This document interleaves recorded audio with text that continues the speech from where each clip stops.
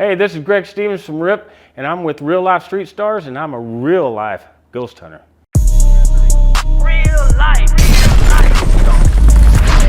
If that shit ain't real life, it ain't real life. Just say real life street stars. You know what time it is. Real life street stars. Hold on.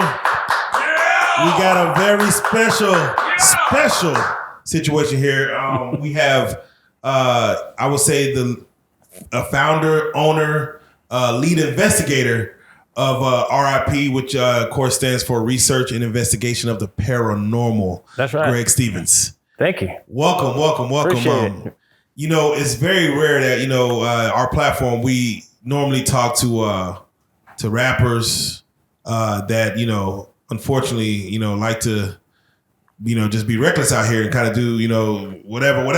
Right. And then we start kind of getting into stories that's beyond, just the urban culture. And now we're getting into stories of the paranormal, which I feel like this is a conversation that, we have a lot of conspiracy theories out there of, aliens, ghosts and specters. And, I think this is going to be a great conversation. For those that are at home who, of course, may not know you, may not know your platform, I would like for you to reintroduce yourself and just give us, we're going to go deep in the backstory, but just give us a brief backstory of how you got into the paranormal. All right. My name is Greg Stevens, and I grew up doing paranormal stuff my whole life because when I was about 4 or 5 years old, I started seeing things, people that wasn't there that nobody else can see. Kind of like Sixth Sense in the movie, but not that silly and crazy. But I used to see full body apparitions just walk around me or stand there by me, and I would talk to them, and my parents and everybody like, "Who are you talking to?" I'm like, "Talking to this guy." So let me ask you, what age did that start? As far as about the first 4 or situation? 5 years old. 4 or 5 years old. Do you remember your first sighting? I guess I you could do say. actually. Yeah, I do. Take us to the first situation. So I'm old. So I just turned 60. So back when I was a kid, was probably about 67, 68, whatever. I see this man in a fedora hat, a briefcase, and a long coat, like standing right outside the front yard by the road, and just standing there looking, Wow. And I'd be like, "Who is that guy?" Some man's outside, and everybody like, "Who? There's nobody outside," Wow. and stuff like that. And he'd just point at me. Sound like something from someone from the 1920s or something. It's just, Yeah. So it's pretty crazy. you see this and you go tell your parents, you speak on it, and do they believe you? No, nobody did. My brothers made fun of me. So Okay. yeah, I used to say that stuff all the time. So, normally for a normal kid, when they talk about, things that go, bump in the night, normally, they'll try to shut out their mind, try not to think about it again, go on watching cartoons, Looney Tunes or something, get it out their mind, not worry about it again. But that was one of, I guess, many sightings as a child. And when they started thinking about maybe I'm not so weird is when I would see things around the house, looking in the window and stuff like that. When they started hearing the thumps and the slaps. Wow. And then everybody run outside to go see, and there'll be nobody there, Wow. But there'll be footprints sometimes. Sometimes there's not, or up in the attic and stuff. I said, "Well, he's upstairs," And this is around what year, would you say, just for us to, 68, 69, when I was a little bitty kid. I think The Exorcist came out what year? The first 73. 73. 72, 73, yeah. Yeah, so, the world hasn't really caught on to paranormal activity. No, but I was so drawn to that even at around 9 or 10 years old. I wanted to go see it so bad. So you ran towards it versus away from it. You would. Yeah, absolutely. And the reason why it caught me so, got me so wanting to watch it, was the poster of the priest outside. The priest looked just like what I was looking at as a kid, as a younger kid. I could see that. And oh man! But nobody understood that, or What were your thoughts on Exorcist when you first watched it? I mean, it's pretty freaky. Well, that's the thing. Everybody loves the horror movies and stuff. I'm not a horror movie guy, but I'm a paranormal, like Exorcist. I'm more drawn to that kind of stuff than horror movies. I hate horror movies. They just drive me crazy, silly. But the stuff that has to do with paranormal stuff that can really happen, like a possession and stuff like that, that's what I really like. The Pope's Exorcist, the Haunting of Emily Rose, all these stuff is that's the stuff I like. So, and let's just say right there, as far as in these Hollywood movies, what movie do you feel kind of got it close to what people or what young? I know you mentioned The Sixth Sense. There are the Paranormal Activity movies that, of course, apparitions and the first Paranormal Activity movie was pretty spot on till the end, and when they drug him off the bed and that and everything Hollywood, else, then I was like, I was like, man, I'm out. Then, man, you had it really good all the way. They had it really good. That movie had me, man. The footsteps. Then I wouldn't go watch another one. Nah. That drives me out. So, what are your thoughts on when Ghostbusters first came out? That's fun. That's awesome. That's pretty cool. Yeah. Because of course, that there is ectoplasm. Yeah. So that was, like I say, they were using devices that, I mean, someone could be like, it's ahead of its time. Let's just say it was. And then you see people actually using these type of devices, whether it's sound, vision, impairments, frequencies. And you're like, EMF. And now we're here. Exactly. So let me ask you then, because this is one movie that I feel like kind of caters to what you do in your business, which we're going to get into, which is Ed and Lorraine Warren, which does The Conjuring. Right. These two are real people that actually, looked into the Conjuring as a true story. Right. The Annabelle, the doll, is a true story, and a couple other, horror films that were made off of their findings. Those are the ones I like. Because those are like the mother and father of the modern day paranormal group. What were your thoughts on when James Wan put together The Conjuring, the movie itself, just kind of what it dealt with? I thought it did really, really good. John Saffitz is, if you ever heard of him, and his Bone Collector and all stuff. He's the nephew of Ed and Lorraine. He said they were pretty good. Of course, Hollywood does their thing, like everything does, but it was pretty good. It's pretty spot on for the most part. But yeah, it was right there. Okay. About how things get haunted, how they use a doll as a vessel to do their thing. Exactly. So let's do it like this. You're 4, 5, 6 years old, seeing these things.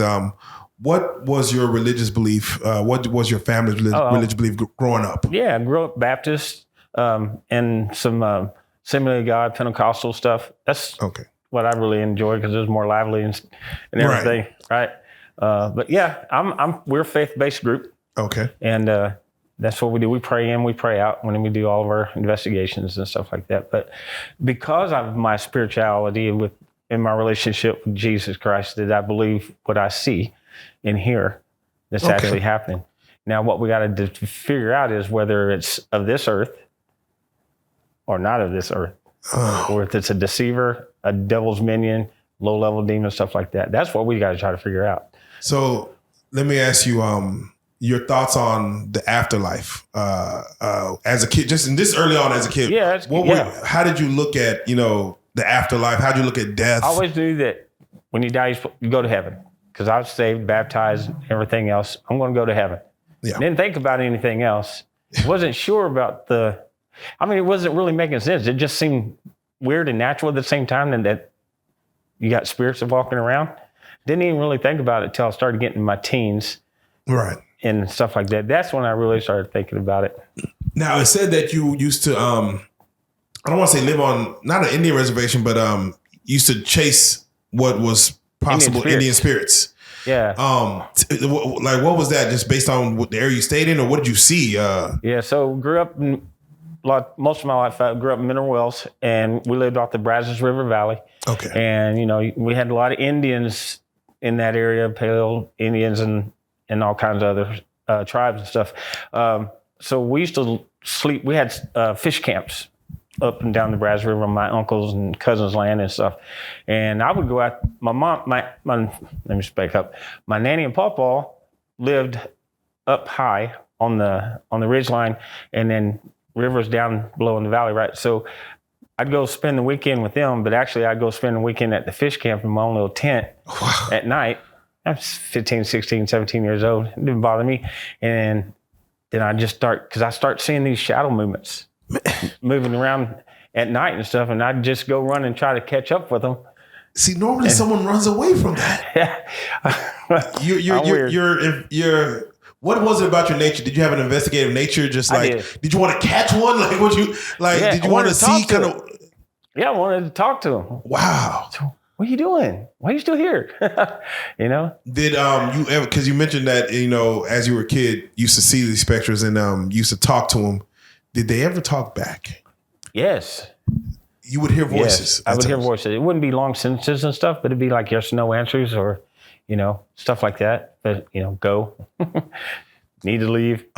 Were you not scared for your life? Like maybe they want to take me with them into this. The only time I was really scared or scare myself stuff when I did the chasing in the middle of the night. That was kind of freaky, but it wouldn't stop. I'd do it I kept going and stuff. And the reason I realized it was Indian stuff because my papa used to tell me about all the things he saw as he grew up in that area and stuff like that. And so that's believed to be and the fast as they moved and skinny and stuff, believed to be Indian spirits. So you also have military background. I do. You retired from the military 2014. Congratulations and thank you for the all over again. Thank for your service to our country. You said early on, or as I read about your story, that you, I don't want to say were infatuated, but you had an interest in the Civil War. Yes. To where those are brothers fighting against brothers. A lot of blood got spilled in this country. A lot of tragic energy. A lot of tragic energy. So that's kind of where I say, when it first comes to me thinking of paranormal, like, those who are taken untimely, which of course in war, these are young boys, dying. Right. Did you ever want to go to these old battlefields and visit and just try to soak up the energy? Immerse myself into that situation because I read up on most all the Civil War history. I've gone to Vicksburg. I've gone to Gettysburg. I was stationed in Fort Benning, Georgia for 7 years. So I've been to Andersonville, the Civil War prison camp. That was insane. Wow. That's the one that got me the most was that one because so much energy and tracking this, 5 acres of land right here. Everybody's on top of each other and the dysentery and all the crap that was going on. Yeah. It's insane. Yeah. That stopped me in my tracks. It was Lorraine Warren who I was, reading some stuff about her, and she said, something's there when you do feel the energy of walking into a place. Yeah, that feeling you get of, you can't explain it. Right. That normally is something that's kind of going into the paranormal as far as, the energy of, because they say energy doesn't die. It kind of just, you can have residual energy or you can have stuff that's still here, didn't leave. Yeah. And people ask me all the time, if you believe in the Bible and stuff, then we're either A, we're in purgatory waiting for the rapture to happen, or B, we are in heaven already and nobody's here. Well, I believe, my personal belief, it's just mine, is that in death is life. If you wasn't that great of a person, you don't want to get caught by the police and then get judged and go to jail. Same thing with God. I'm not going to the light to get judged, so I'm just going to hang out here and do my thing. Very true. So I think that's a lot of that. People that have feelings of didn't finish what they thought they were doing here on Earth and just couldn't leave and stuff like that. So that's the way it looks to me, or my personal stuff. So yeah, that's what I was going to ask because, the Earth has housed a lot of human lives, and a lot of lives have left, have come and gone. Oh yeah.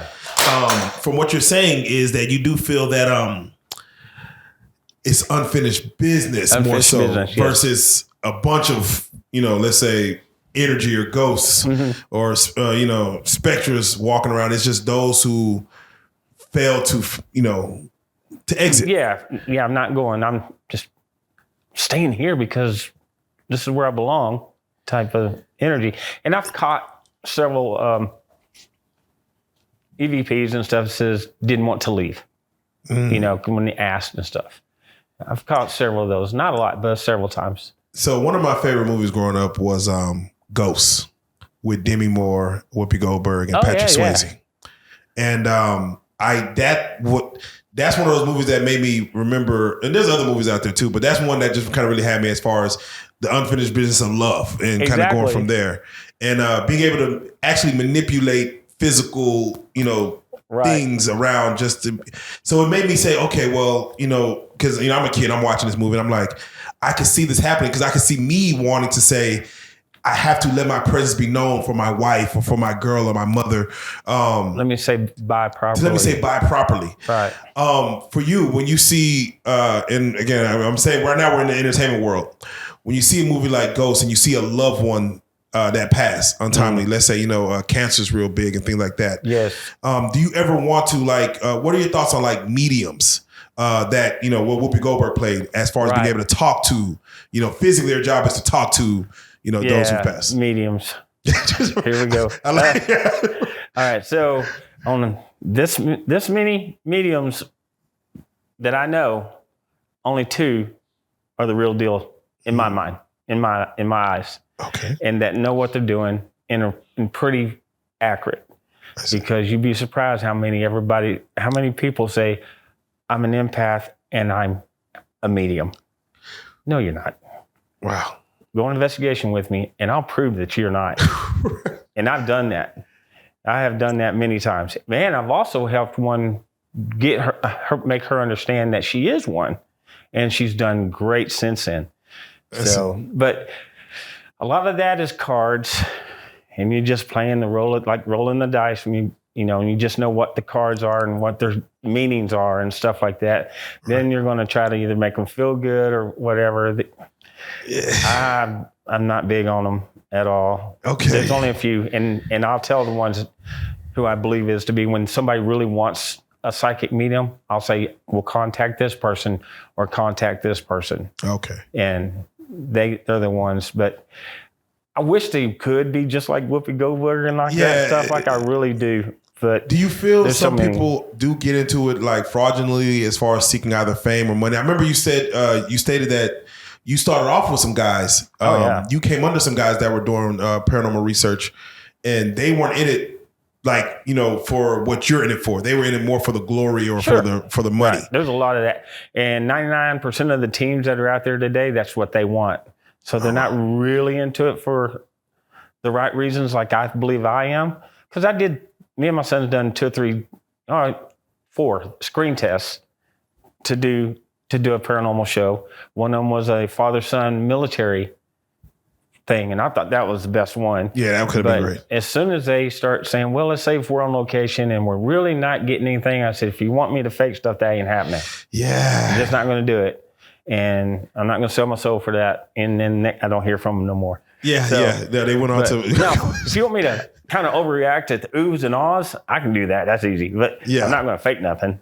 Yeah, so. And I've watched a couple of paranormal shows to where, because I felt it was being faked, it kind of turned me. I'm like, I'll believe it up until a point, and they'll go into some locations. I'm like, oh, why are they even walking into this prison?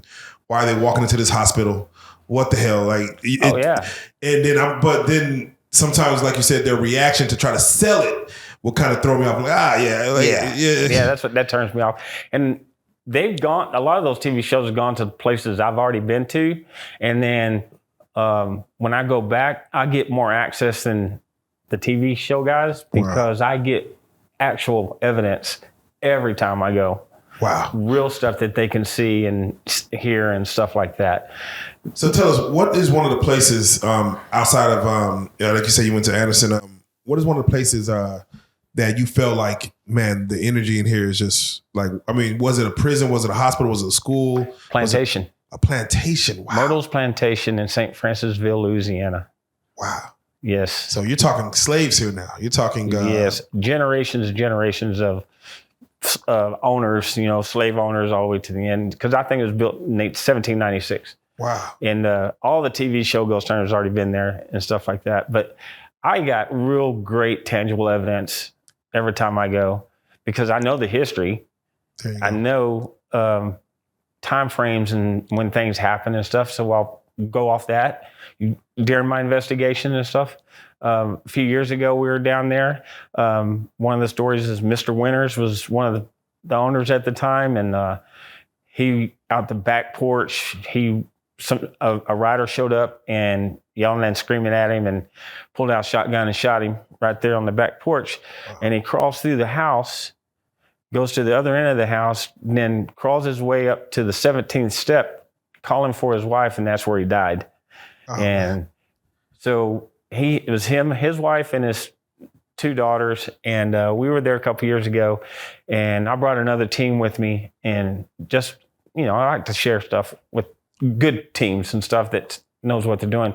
And we had this big old back porch, and I got all my equipment. I got like 3 or 4 flashlights out. I got all these EMF readers. I even got the SLS, the structured light sensor where it shows stick figures and stuff like that. And we were talking, and it was so cold. I think it was January or something like that. And it was so cold. But anyway, we're having great interaction. I got them to turn all 3 flashlights on at the same time, which is unusual. Yes. Hit this, hit that, everything on command. We believe we were talking to Mrs. Winters and the 2 daughters. And then all of a sudden we hear argument. This is a big old plantation. We hear an argument down probably about 150 yards out by the road. And everybody's turning around saying, well, what the heck's going on? And I was like, man. And then my people started walking down there. I said, y'all be careful. Y'all be careful. And all of a sudden, pow, a gun rang. I mean, a big time gunshot. And everybody started flipping. So I'm trying to get everybody around the other side of the house, away from it was that loud. It was that loud. And I got all this equipment going. And so I captured this on film and everything. So we moved everybody around the house, and it seemed to go away. And the next day, I called the police. We called police station and say, hey, what happened last night outside the Myrtles Plantation where a gunshot and all this yelling like that? They go, what? We didn't have no call for a gunshot or anything like that. I said, because that thing was loud. It was like somebody just shot right there, right? And so I asked the management, and they're like, no, we ain't heard anything. I said, what were y'all doing at this time? And I told them that. She goes, well, yesterday was the anniversary of Mr. Winters being shot. Oh, wow. And you didn't have no idea. So I believe they have a residual gunshot of Mr. Winters. Okay. So, in this interview, I'm gonna have to play devil's advocate for those that may want me to play devil's advocate. They may say, hey, well, that was a tree branch cracking and you're playing into it, like, because of your wanting to believe it. Sure. That's what you heard. And therefore maybe it was a tree falling or something else. Right. So in my defense, I will say I spent 26 years in the Army. I did multiple tours downrange, and I know what a freaking gunshot sounds like. There you go. And you know what I mean? I mean, that's just straight up. There you go. And it scared everybody. So let me ask you, what are your thoughts on the Ouija board? As far as, have you used one? Did you use one as a kid? Did you ever want to use one? No. Well, I did want to use one, but I never did. Something always kept me from doing it. We do not use Ouija boards. We do not do seances. Because if you open a portal that you can't close, because if you bring something back can come in right in behind it. And I believe those portals do open up. And a lot of people, I got really good friends that in the paranormal world that they don't think that's anything. It's no big deal and stuff like that. But I also have a hard time trying to believe that you got 2 people with their hands on and you're moving each other and stuff like that. But I believe it's a real deal. A really good friend of mine, she's a paranormal investigator. She's actually part of the Ed and Lorraine Warren Foundation. Okay. That in this region. And her brother had a Ouija board, and some real bad stuff started happening. So he went and threw it away in the trash. And next morning it was back inside the house where he took it out of. Wow. And he goes, what? And so he went and put it somewhere away from the house, and it was back the next morning. Oh, man. This is a true story. And now it's in a freezer. In a freezer, because he can't get rid of it. So it's in a freezer. But again, if you open up a portal, and you don't close it, it's going to stay open. And I just don't want to chance it. And I will say this: when you do spirit box sessions, there's well, it's the same thing. In my mind, it's not the same thing because I'm talking to something that's already there. I'm not trying to bring something in out of the realm into our realm. I see what you mean. That's, you know what I'm saying? Yes, I see what you mean. Yeah, I don't do that. And we don't do seances because seances do the same thing. And I kind of experimented with that one time, and that was insane. How did that go as far as I told everybody, let's grab hands, and because I really was trying to get something going at this one spot in Granbury. I'm not going to say where, I might get in trouble. And so we were down there, and and this is on film too, so I said, focus all your energy right here. Let's make this thing work like that. And every freaking light and all of our stuff started flickering and so like that. And I said, we're done. Oh, yeah, jeez, man. Yeah. So wait, Greg, these are things that nightmares are made of. Yes. Do you not have nightmares? Like, do you not dream about what you're hunting, what you're chasing? Every now and then I do. Yeah, I do. Most of the time when I get those, it's because I'm ignoring something that's around me, and it wants to remind me that it's there. Like going to bed at night. If I'm not really doing anything paranormal for a while and stuff, I'll get a slap on the headboard, pow, or something hit the closet and stuff. And I go, yeah, I hear you. I understand. Sorry. I'll talk to you tomorrow. Let me go to sleep. I always tell them though, I said, don't jack with me while I'm sleeping. So wait, are you married? Have you been married? I was married 30 years. I'm divorced now. How was that? How was your wife understanding? Oh, she was with me on it. Oh, okay. So yeah, she helped me start this group. Did she my daughter see or feel anything that you felt? Oh man. Oh yeah. Okay. Yep, for sure. Okay. So I have to ask then, do you believe? And we watch a lot of movies. We watch there's a lot of exorcism movies. Mm-hmm. To Emily Rose, the haunting of there's so many, all that stuff. Yep. Do you believe in possession, like entities taking over people's bodies? There's 4 stages of demonic possession, right? So there's infestation, there's oppression, obsession, and then possession. A lot of people just talk about 3, but there's actually 4. So infestation is beginning of what you're seeing or hearing and stuff. Knocks, shadows, certain things you're just not used to hearing. That's the infestation coming in. The oppression part is when it starts physically starting to touch you, make itself known by sight or sound mostly, starting to kind of mess with you, and physically, mentally. Obsession is when it's got to the point of where that's all you're thinking about. It's constantly, it's overruling your life, basically. That's obsession. It's just, starting to mess with your employment, with your job, your finances and stuff like that. You're mentally and physically starting to get drained and stuff. And then when you get down to possession, it's not really like the Exorcist where it's like jumped inside your body and stuff. It's really not like that. It's actually the contrary. It's just overwhelmed you, and it's around you, and it's making you do things because now it's physically draining your mental, physical, and spiritual self, because God gave us free will. Yes. That free will never leaves, but it gets confused. It gets obstructed by the outside entity, whether it's demon or an angry spirit from hell, whatever. And that's when the possession comes in, because now it's starting to affect you where you're doing things you don't normally would do. It'll destroy your life basically. And the only way you're going to get rid of it is through a minister or somebody that knows, a Catholic priest or whatever, that can perform some kind of exorcism type thing. But yeah, that's the 4. That's 4 of them of the possession. So have you wanted to basically as far as when it comes to possessions and things of that nature, have you ever wanted to go talk to someone that was currently still in like a mental hospital? In a mental hospital? Yeah, like how they'll be in a mental hospital and they'll be kind of going through, like I see things. So funny. So when I retired from the Army in 2014, I went to work for Baker Scott and White Armed Security. And part of my duties was what we call the square, where I would be on the square during my shift. And the square is the psych side of the ER. And so when law enforcement brings in somebody that said the right things, like I want to kill myself, I want to do this, whatever, or he's having a complete mental breakdown where he's off the meds and stuff like that. So they bring them to us, and then we put them into the square, and we have to sit out and watch. We're the security outside watching outside the rooms.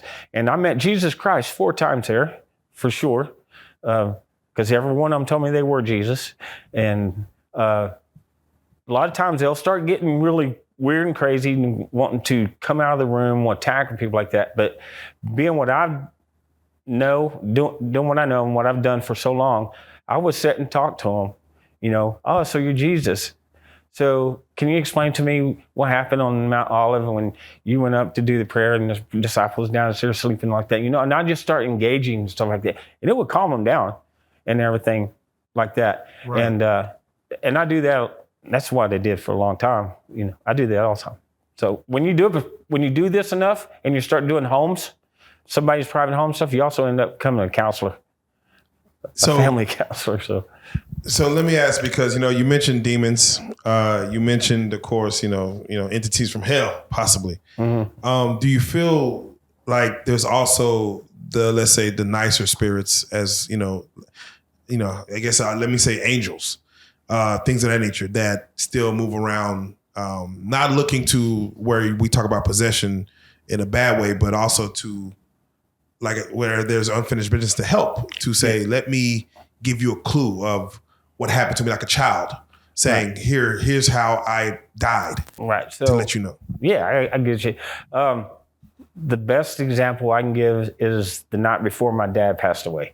So they lived in Granbury, and I was in Fort Benning, Georgia. And so he got really, really sick and took leave, went home, and I was there for 3 nights.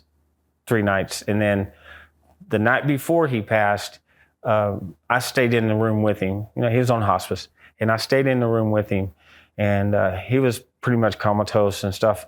It was April 3rd or 4th, and we had the window open, and there was no breeze or nothing like that going on outside.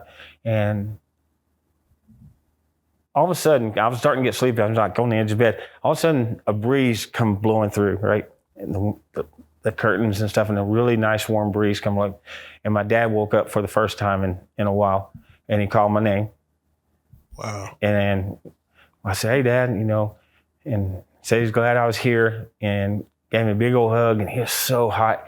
Gave me a big old hug, told me I love you too. And I can still feel that breeze, And next day is gone. Oh, wow. So I truly believe that the angels came in and prepared us both at the same time. You know what I mean? Because it wasn't, wow. It hurt, but it was an ease at the same time. So in that scenario, because I lost my mom as well, for someone who loses a loved one, what should they do if they are seeking to see if their energy is still around, let's say in the house, if it was hospice? Should they go seeking it, or is it something that will come to them? I wouldn't go seek it, especially in your own home, because you may get something that's already there that you didn't know that was there, and it can start mimicking what you want and can turn bad. I tell that to people all the time, that especially new investigators stuff, don't investigate your own home, especially don't investigate it by yourself. If you want to know what's up, let somebody else come in that you trust and stuff and see what's going on and stuff like that, because that will drive you crazy. I have one right now, a good friend of mine that's doing that right now, and she got some issues with her adult son and stuff like that. So it's a co-feeding, coexisting kind of thing. And he's on negative, he's angry at God, and she loves God and everything. So you got this turmoil that's going on in this house. So it's at a point where it's in a possession, because that's constantly going on. So Jeez. Don't do that at home. If you want to know if your loved one's at home, they're going to let you know, because it's happened to me. My mom came down one time and took charge because we had something going on in our house, and my little grandson was having night terrors and stuff like that. And I was doing a session in his room, not with him in there, he's gone, stuff like that. And through the spirit box, I heard my mama's voice says, "I got this." Wow. And it was gone after that. Wow. Do you believe in talismans? Like for a talisman, like an object that protects you from spirits, like that if you put it in front of your door. I think you can get, those stones and stuff like that. Yeah. Amethyst is a good one and stuff like that. I think that can help. I mean, because we're all made of energy. This world's made of energy. And so I think that helps. I would think it does. My daughter believes in that. My oldest daughter believes in all that. So I think it's So let's talk about the job itself as far as researching the paranormal. Can you go through your equipment that you use again, as far as explain what the name of it is and what equipment is it? And where can you just buy this equipment? You just go buy it from a bunch. You can buy it. Yeah, absolutely. It's a ghost hunter store or ghost hunter. They have ghost hunter stores like. Yes, it's called the Ghost Hunter Store. Oh wow! Or Ghost Stop is another one. Okay. But yeah, you can buy them. And so, man, over the last 5 years, prices like doubled because everybody's a paranormal investigator now. Oh, YouTube exists now. Best thing to do is go on Amazon and get that, or come to where we're at doing our little shows and stuff, and we'll have some equipment for sale. But yeah, you get the EMF meters, electromagnetic field meters and stuff, and there's so many versions of that. It's kind of cool, just different types, like a REM pod. And I have a friend of mine, Jeremy Jones, who owns the Jefferson Hotel in Jefferson, Texas. He used to make a lot of the stuff that I have. Oh wow! Yeah, that's why I assume that some of it can be or possibly handmade. Oh yeah, definitely. If you got an engineer background, you can make it. You know how to do it. You know how that EMF stuff and all that stuff. So EMF. You also mentioned the that makes the stick figures. What is it called? The SLS structured light sensor. It's made off of Xbox 360 Connect. I know exactly what you mean. Yeah, right. Yeah. Because it's got thousands of IR lights that go out and stuff like that. And I don't know how they manipulate that. I'm not a scientist at all. But a lot of people doesn't think that's real either. But it is, because what you do is, if you're actually engaging with the spirit, you just say, "Do me a favor and raise your left hand and wave at me." And if they'll raise your left hand and wave at you, and stuff like that. That's how you debunk that stuff. If it's just standing there and it's making all kinds of wiggly lines, you're probably reflecting off of something, Oh, man. Yeah. But reach out and touch the guy next to you, and the arm goes and stuff. Oh, man. I've seen where they touch women's butts and stuff. Oh, yeah, man. Little freaky ghost. Oh, True, man. They do. It happens all the time. Dirty old spirits. What other type of instruments are normally used? Cameras, infrared cameras. Golly. You got the spirit boxes that you use, the high speed, where you can run it in reverse, through AM, FM radio at a high rate of speed, and then you ask questions and you capture an answer on it, because AM, FM radio is not supposed to say the word fuck.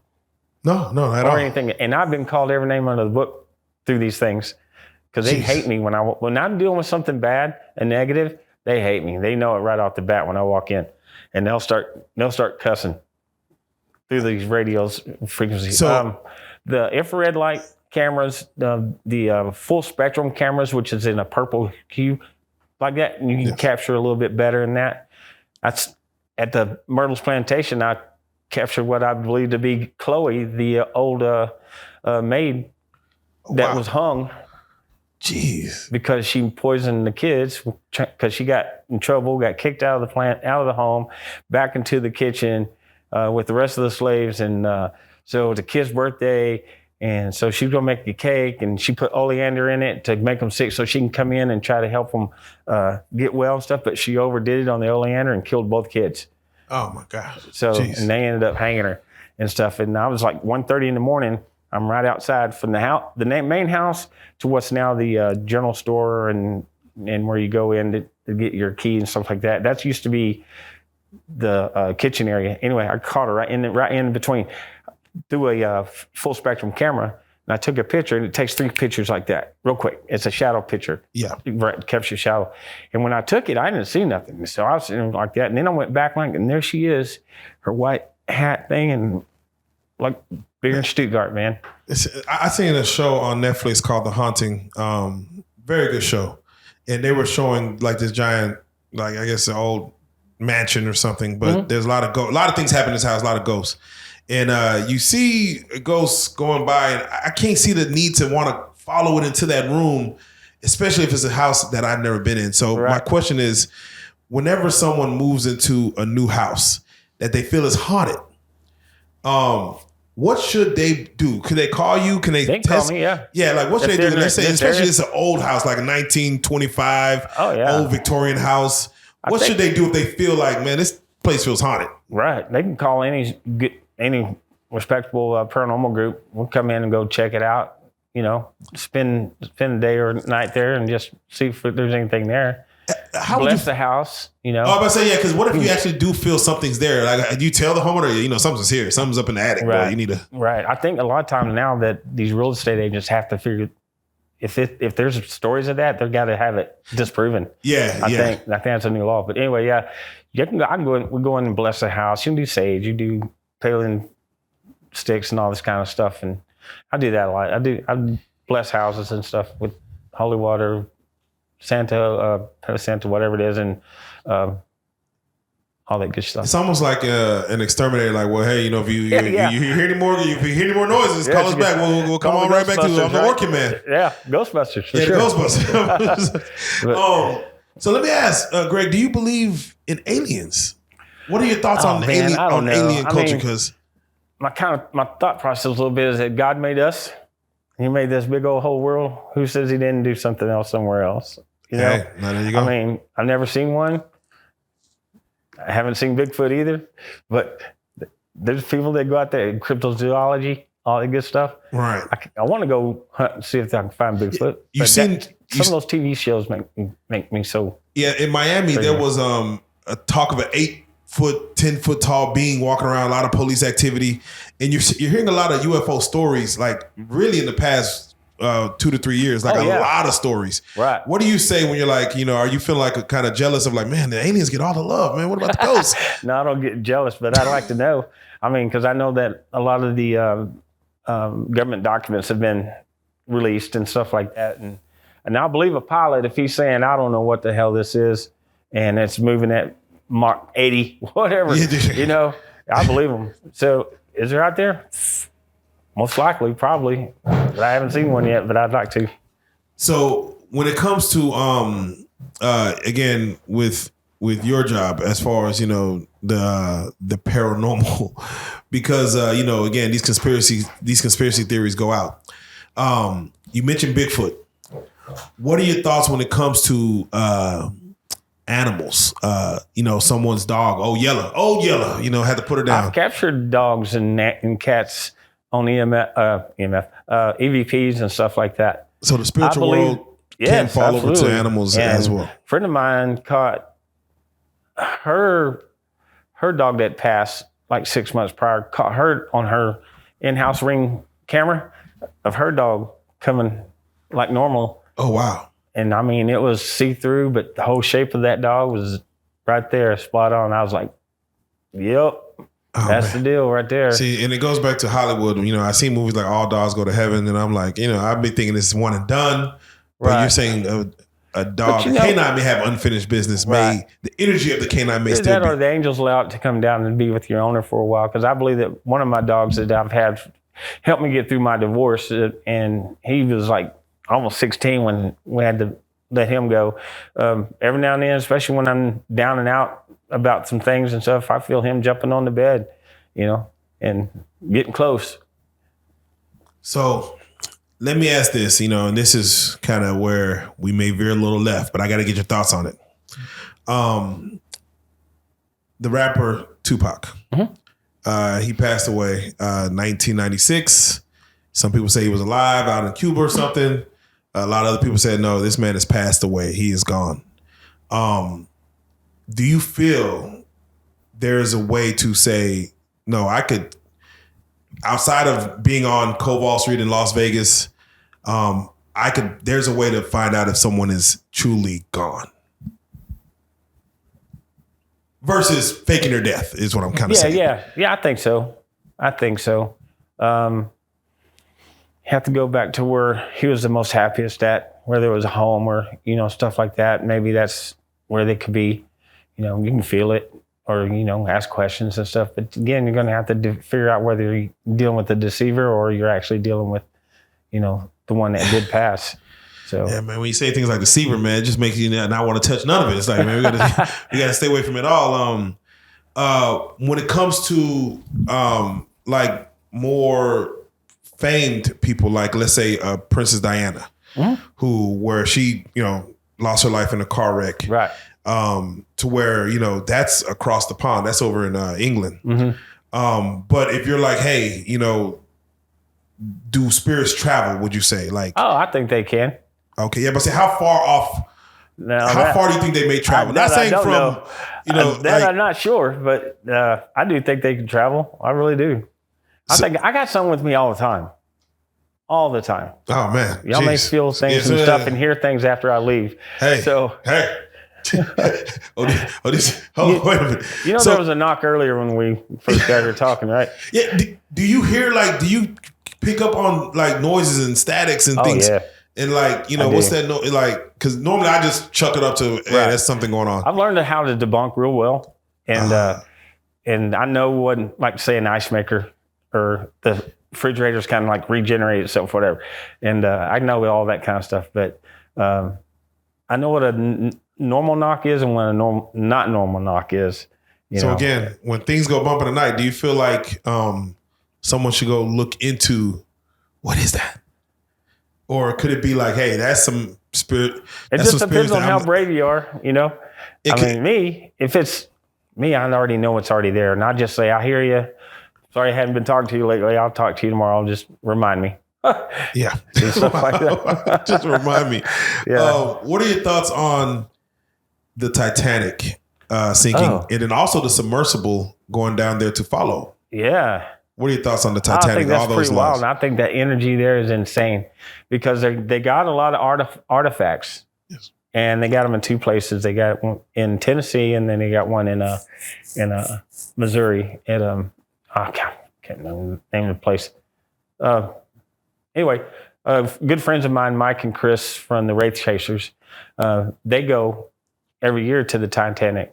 Wow. And or the museum. Okay, where they go down there. Yeah, they got all those artifacts in both places, and they get a lot of activity out of that. Because things attached to, and stuff. I can only imagine. Have you been to Ground Zero in New York? No, I want to. Yeah, I was able to go there for the first time last year, the year before, and to see the two holes in the ground, and I'm like, man, you almost forget how many lives were lost just from these very erected solemn, buildings. Huh? Yeah. Do you feel like sometimes you go to where there was a lot of life lost, and it's just like too much activity going on? Yeah, you can feel that. You can definitely feel that. Your whole body's tingling. Your mind is kind of foggy a little bit and stuff because you're running into all that energy and stuff. Whether it's residual or is there stuff that's people just still hanging out. But yeah, you can feel that. You can definitely feel that. I do. And if you think have you heard of the spider web effect? No, go ahead. It's when you feel, if you're walking in a place, like say we were walking in here, there's no spiders in here, right? And like that. But if I walk through that door and I felt like I just walked through a spider web, the thing is you just walk through a spirit. Oh man! Come on! Don't say that. We get a lot of that at night when we do our investigations. So that's like I'm walking through, but no, don't say that. So next time you feel that, that's what you got. You just walk through something. What is the best time for you as far as the most activity you get when you're doing your paranormal research? During the day, during night, wee hours of the morning? Oh, you can do it anytime. To be honest with you, anytime. The only reason we do it at night. The only reason we do it at night mostly is because our infrared cameras capture it better. Okay, than in the daytime. But yeah, you can get just as much stuff in the daytime as you can nighttime. You can do EMF equipment, but if you're trying to capture by camera, nighttime is the best time to do it. But your EMF equipment, man, I got videos of My Facebook page, I got hundreds and hundreds of videos of crazy stuff, just during the daytime stuff and everything. Is it? It's awesome. Yeah, and again, and also for those who don't know, we're gonna plug at the end again. But what's the Facebook page? Research Investigation of the Paranormal. Yeah, R.I.P. Yeah. Which is a great play it on looks words. just like this there you go. Yeah, with great, the red. It's if it's red. Yeah, great play on words. Is there anywhere you wouldn't go? Like anywhere you like Abu Ghraib prison or something like? Hey, I'll go anywhere. Man, I will. I'll go in the closet. Where somebody got hung. I'll go in there. I'll shut the door. I'm it. You'll say Candyman 5 times in the mirror, black and Bloody Mary. Not Bloody Mary. Oh man, come on, man. Man, you're chasing it, man. You shouldn't chase it like that. What? You're 60 years old now. You kind of made it through. you made it far enough. It's inbred. It's in me now, so I can't stop it. But yeah, man. Everybody calls me crazy. Call me crazy. But So, see, the thing is, I'm watching the blood of the lamb. They can't have my. They can hurt the body or the flesh, but they can't take my soul. I don't care. Watching the blood of the lamb. No, you're right. So again, we're urban. We're urban platform. We're some young black kids back here. You know what I'm saying? Young black men.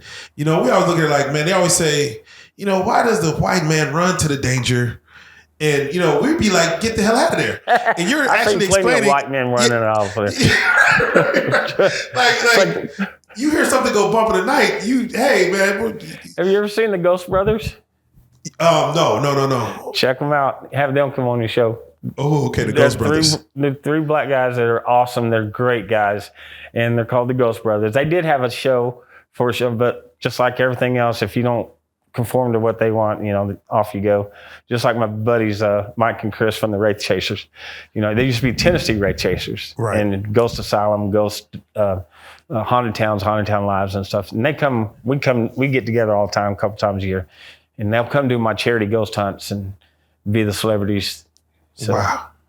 So, again, I have to ask, because children pass away too at young ages. Mm-hmm. Sometimes they pass away before they're even able to speak. Yes. Do you feel children have their spectrums, their energy still around, even before they're learning even who they are? Yeah, I haven't seen that part of it.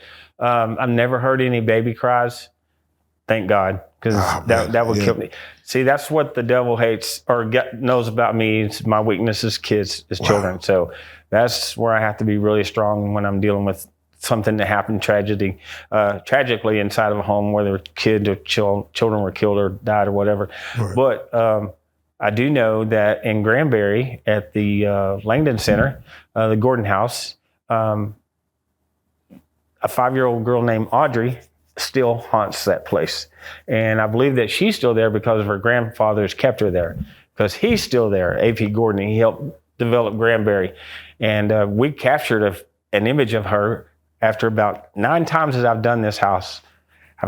We captured an image of her during an investigation, during our charity investigation, November 11th. Wow. Jeez. So we've gotten her on audio.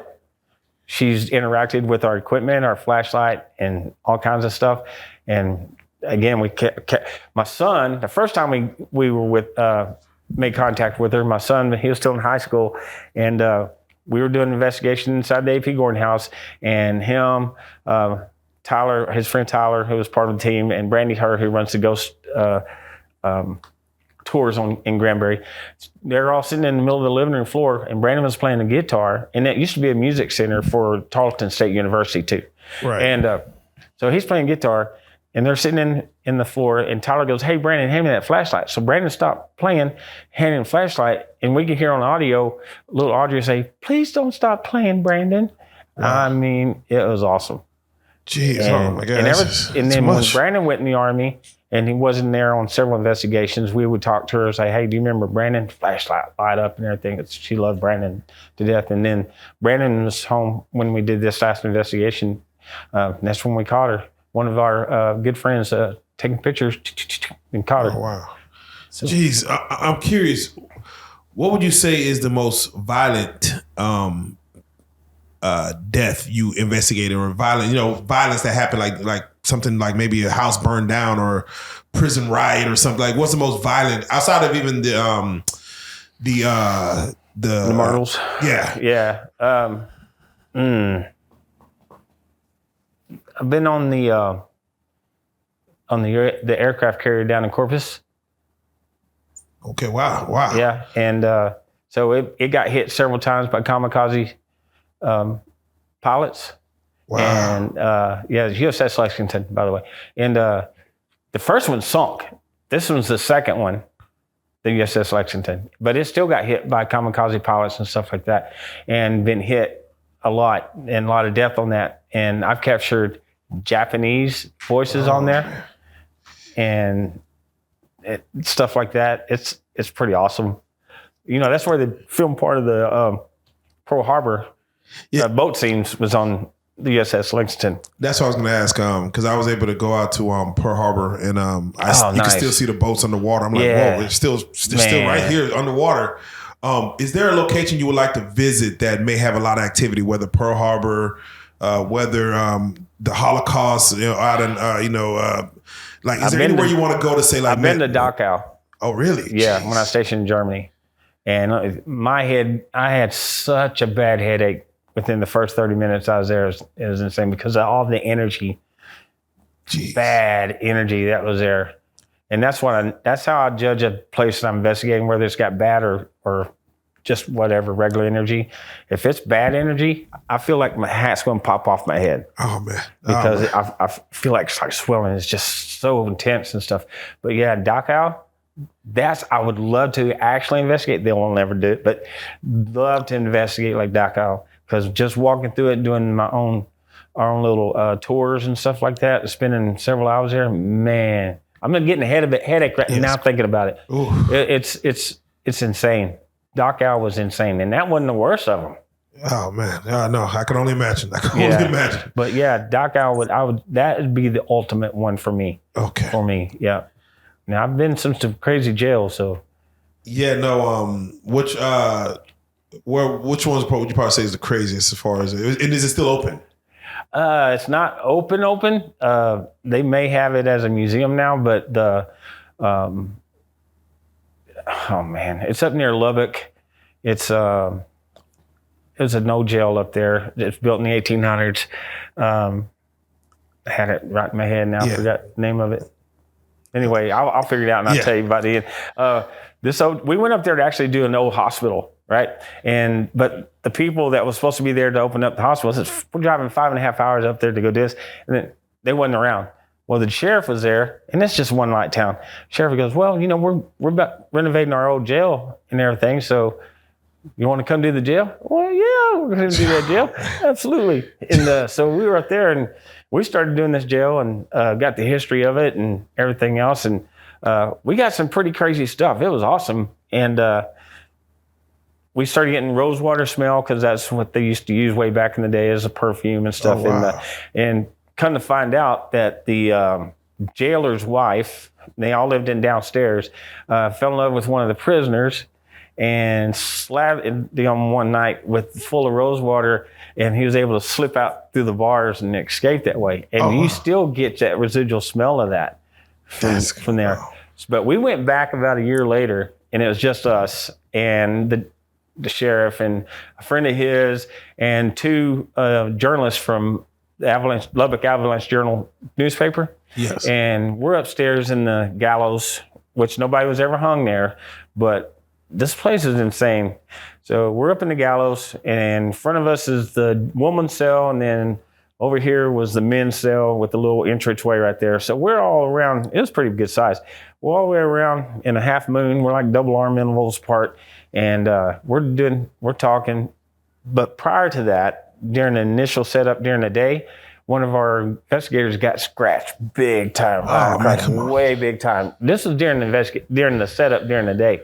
So we had to get her out and make sure she was. See, when it's affecting sight, smell, touch.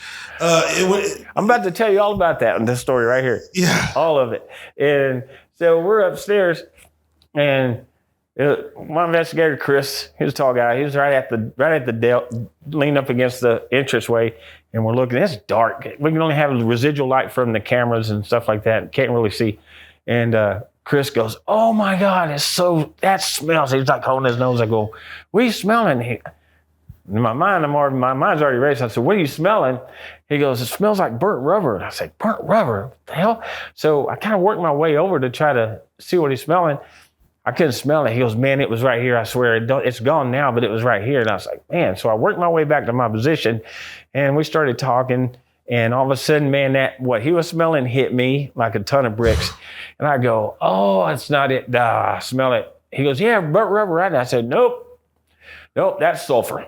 That is straight up sulfur. Like somebody just lit a match right up in your nose, And I was like, "Oh." And I thought, I see Chris coming over, big old tall guy. But he's coming over at me quick, trying to smell. I go, he coming up on me so fast. I go, "Dude, I'm right here." I went, and I hear Chris go, "What?" Oh, Amber goes, "That's me, Greg." I go, "What you?" She goes, "I got your arm." I said, "Amber, you're not touching me." And all of a sudden, she just starts retching, dry heaving, and oh man, oh no, oh yeah. Oh, no, so I'm man. like, "Let's get some light this time. We got to get her out of here." I said, "That was a demon. We got to get her out of here. Get her out." We got her downstairs because she was retching all the way down. We got her out, just blasting and all that kind of stuff, and everybody was like, "Yeah, I'm done, fucking done." And I was like, "I'm going back up." So me and a couple other guys went back up. Yeah, shit, I can't just let that go.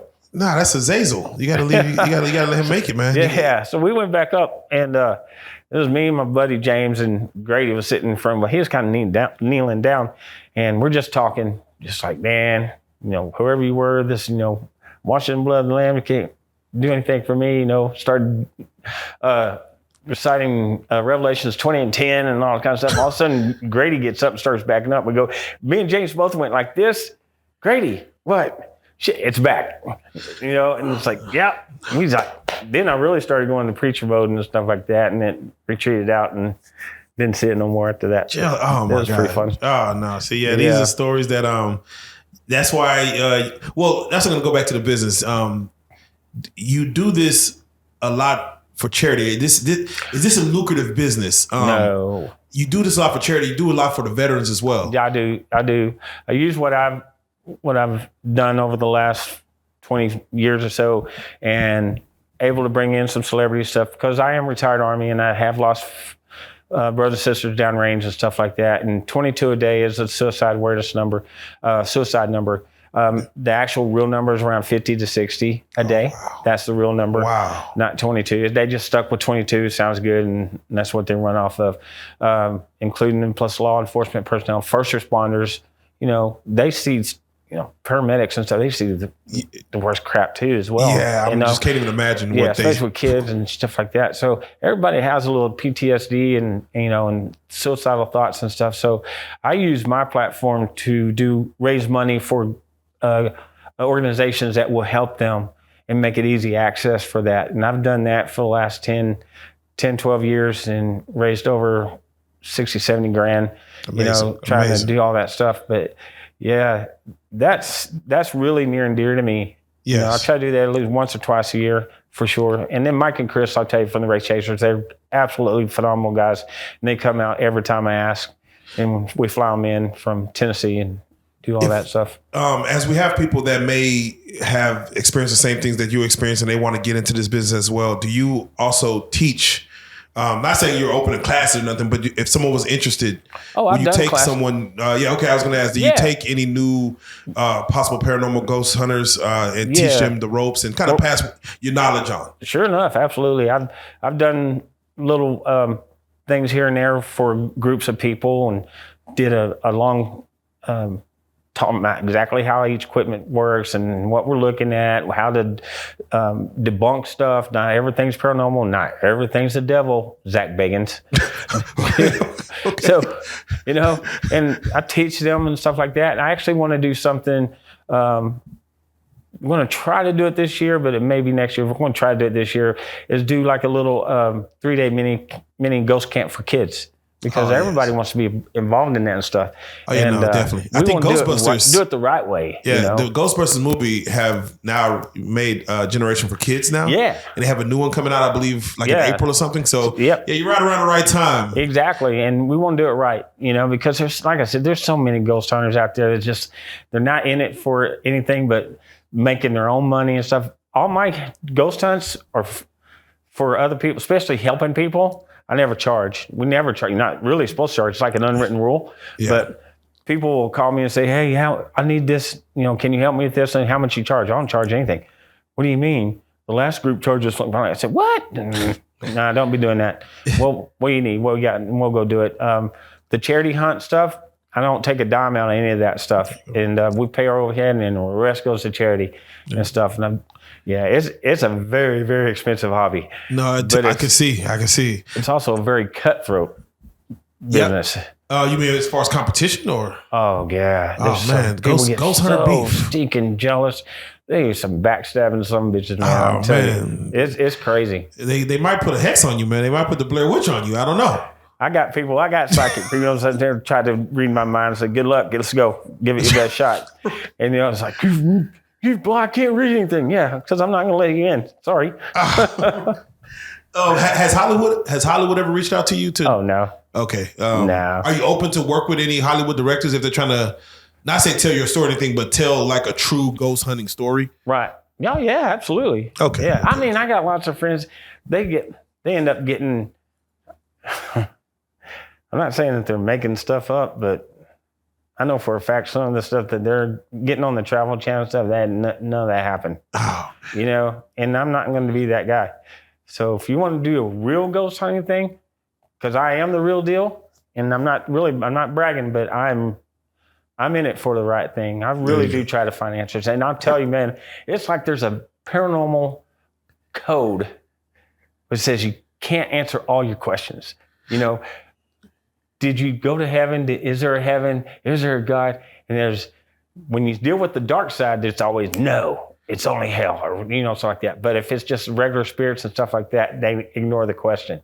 They always ignore the question, or they'll try to jack with you and say something about God and everything. So, last question before we get out of here, I have to ask you: with all your experience, everything that you've seen, everything that you witnessed, everything that you chased and hunted, have you ever lost faith, gained faith? I know you said you of course you're going to pray as you're going deeper into these situations. Has anything ever make you either question or gain faith? Like, oh my God, this happened, and I'm more closer to God, or have you lost belief because what is this going on over here? I will tell you that the devil will try to jack with your mind and your heart a little bit, but I've never lost faith in it, and I've always gained more after each experience and stuff, because I won't let it in. It's hit me before. It has brought me to my knees, and I've had to yell at my team to come help get me up. Wow. And once I've mustered enough, because I was dealing with something with children.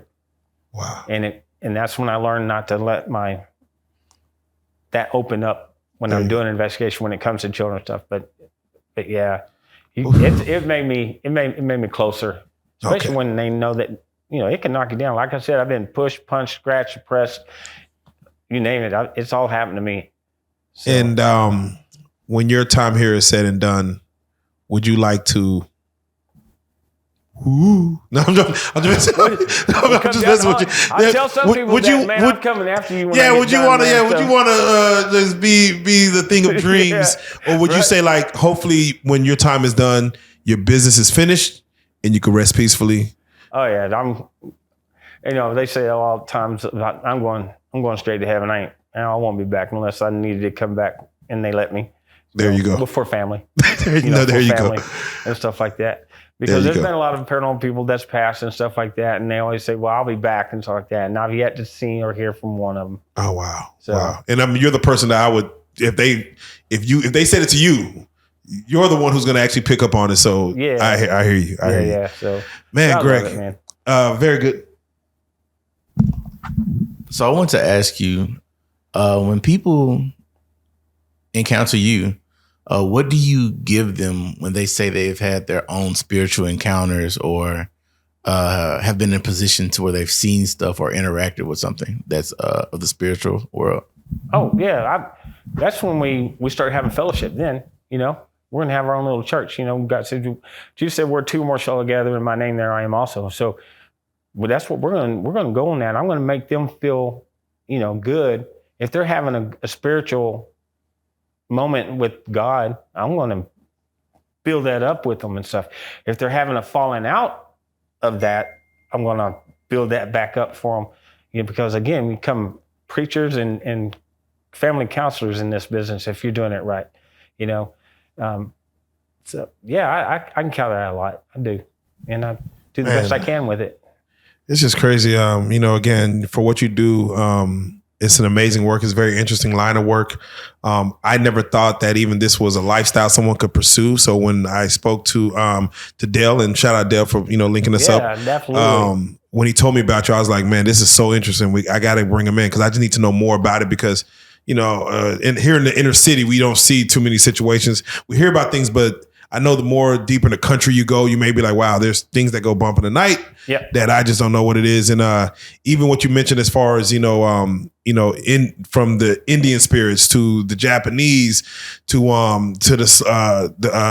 the plantation slave, it's like, it's so much history and, like you said, possibly unfinished business and energy that I don't know. Me personally, it's a well that keeps on just going. So that's why we keep doing it and try to figure it out. Oh man, you know, it's always a constant learning experience, man. Every time, it's always a learning experience. Well, you piqued our interest. You piqued our curiosity. Good. For those that do want to follow and kind of get more into this world, get more into what you're doing in this world, how can they follow you? What is, again, tell them the Facebook. Yeah. Where are you most active? Right. We got a Facebook page, Research Investigation of the Paranormal, and also we're Instagram. We're also on Instagram too. So. Which is RIP, of course, research. What is the Instagram? It's the same thing. Same thing? With the big red text is RIP in the middle and everything. I'm not all that savvy with all that stuff. I let my people do all that technical stuff. Why never YouTube? Why not the YouTube channel? Oh man, you know how many times I've been wanting to get a YouTube channel up, I just can't get the right people to. I'll do it, and then nobody does it. You know what? Yeah, stick with what you know. And then I see all these other fly-by-night paranormal groups doing it because they got the money and they got all this stuff doing it and like that. And I watch them for a while and I go, y'all are dummies. You can tell. Obviously, you can tell they're just out there for fame and fortune and stuff. So well, there you go. Run with it. If they have fun with it, do it. Whatever. There you go. Well, normally at this time, we always, for anyone that may be watching at home, anybody that you want to just kind of give any well wishes to, any shout outs to, as far as that, that may be watching this at home. Oh, my team, man. My team, my son, Brandon Stevens, my team members, my girlfriend, Angela Turner, Perry Parker, who manages our team, Tammy Love, all these guys, my ex-wife, Laura, and my daughter, Stephanie, who helped create the name. Research Investigation Paranormal, and we appreciate everybody's hard work. I know I'm leaving out a whole bunch of people, and I'm sorry, but y'all know I love y'all. So there you go. We'll appreciate it, and come see us, man, because we're going to be out and about in Jefferson, Texas, in April, and so at a paranormal conference, and we're going to have a good time. We'll have a table out there. Send us a link for that, man. We'll put it in the description below. So if those that want to see this in person and get out there and ask questions, we definitely encourage y'all to go and pull up. Talk to us. Greg, once again, man, I do vehemently thank you for coming through, sitting on the blue couch, talking to us, man, going through your story. I know there's more story to it. And I love the reason I love this type of platform is because now that we kind of have an introduction, now we can follow your journey, and anything that happens that we can bring you back and say, hey, we need you to talk about this situation or this happened. So thank you for coming through. We have to say it, man, you are sitting on the couch. So Greg Stevenson, RIP, Research and Investigation of the Paranormal. You are a real life street star. We salute it. Thank you. Real life. If that shit ain't real life, It ain't real life. Just a real life street star.